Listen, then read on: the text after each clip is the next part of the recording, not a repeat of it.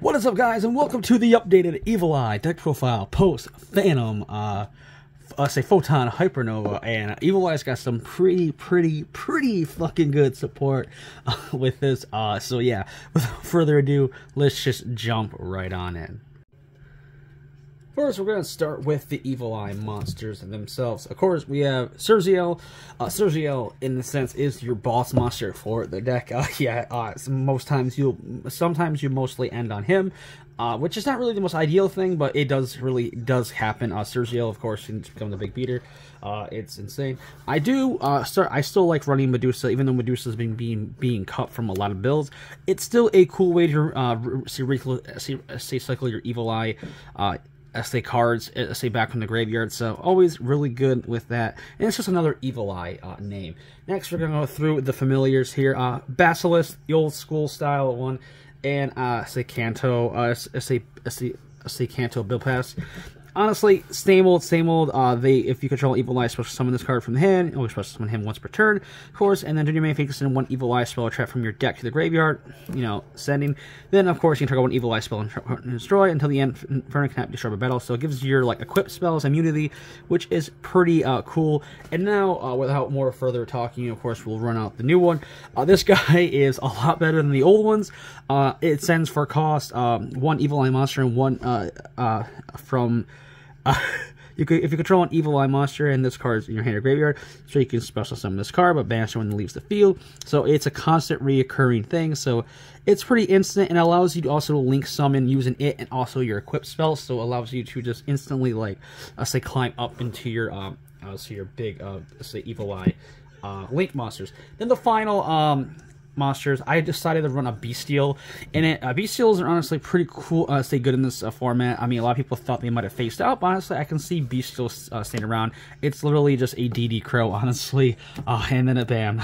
But honestly, any Bestial, but this card can be anything else that you want. But I decided in this build to run just the Bestials because honestly, they're just insanely good. But yeah, that's it for the monsters. Now on to the spells.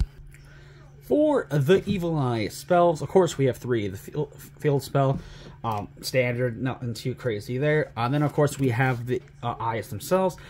Say 3 Selene, say 2 Gorgino. A lot of people have been mismatching them. Some people run 3 Gorgino and 2 Selene. Honestly, I still prefer Selene over Gorgino, but Gorgino definitely is insanely good as well. Next, the other 3 of, honestly, it's a very debatable card. It's Awakening.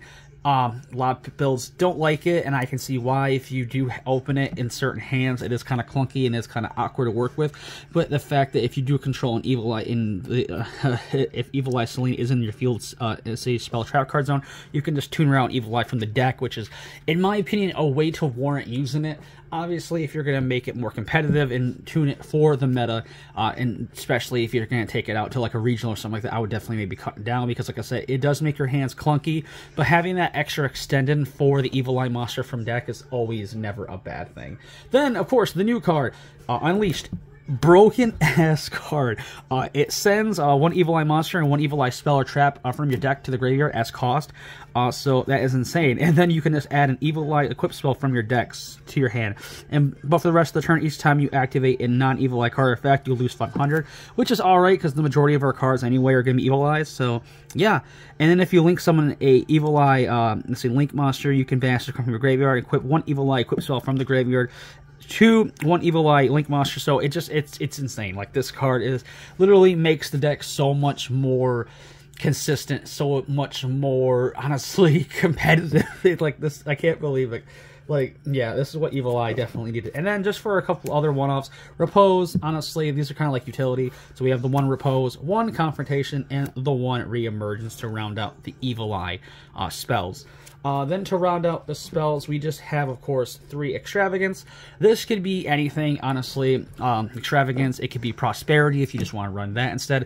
Honestly, I do like the Draw 2. I mean, you can either Draw 2 or Dig 6 deep, because honestly, the extra deck really don't go into as much. So honestly, Extravagance, Prosperity, however you want. Then, of course, we have the 1 Terraforming to search out the Evil Eye field spell, showing off. I'm shocked we never got a Starlight Rare of Terraforming yet, because honestly how common Terraforming is. But yeah, Then we're going to go on the traps real quick, highlight these real quick, because there's only a few of them. Retribution, a lot of builds, cut it down to 2, 1, but it's just if you control an evil eye, it's just a spell trap negation for let's see. Then we have Mesmerism, which of course is just a snatch steal for the deck. And then of course we have 1 defeat. Defeat is insane if you control an evil eye monster to hurt 1 monster in the field, and ARP 2 instead of evil eyes, and then you just bounce them back to the hand. So insane. But yeah, that is it for the main deck. On to the extra deck.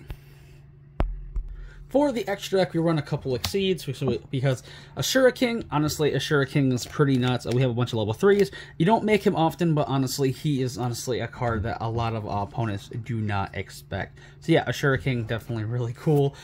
Then, of course, we have 1 Redoer. Redoers is pretty nuts, honestly. Any rank 4 Exceed monster, honestly, would fill the spot. I think Redoer, I just have like a really love-hate relationship, let's say love relationship with Redoer. But then, of course, we have 1 Downer and 1 Zeus for the Zeus play. You know, Zeus is, always super insane to go into. So yeah, and then of course now we have for the other links 1 Dark. Of course, Dark is the standard, honestly. The IP Unicorn combo standard there. Then of course we have 1 Underworld Goddess and 1 Access Code Talker to base from the Access Code. Of course, nothing more to explain about him. Is to push for the games. Next, to round out our links, we have, of course, the 3 of the Gorgon, Empress of the Evil Eye. Then, of course, we have 1 Zerziel, Ruler of the Evil Eye. So, yeah, that is it for the updated Evil Eye deck. Honestly, Evil Eye is...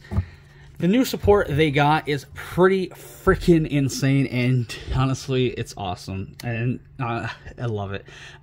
I've always loved Evil Eye ever since it really came out. It became like this weird equip gimmick deck, and then watching it evolve slowly but surely over time is pretty awesome. But yeah, that is it for the deck profile. If you guys enjoyed the video, leave a like, comment, and subscribe, and let me know down in the comments. Say down in the comments below on what you think and what would you like to see next. But yeah, until my next video, stay safe and stay healthy out there. I'll see you guys in the next one.